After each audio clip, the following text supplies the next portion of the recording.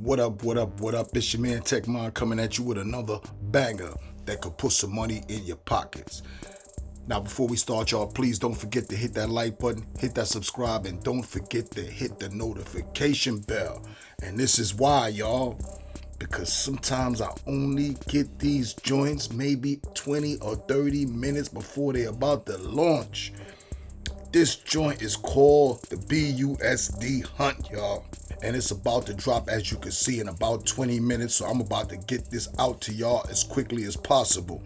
So here we go, y'all. 10% daily rewards, 4% referral bonus, 4% referred bonus, 3% reinvestment bonus, 12-hour compound timer, 4-hour withdrawal cooldown.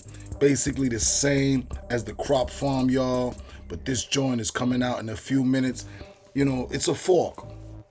But a lot of these crop farmer forks been working out just as well. So I like to invest and spread the money around, diversify. So that's what I'm going to do. I'm going to jump in this one as well today and see how it do for me.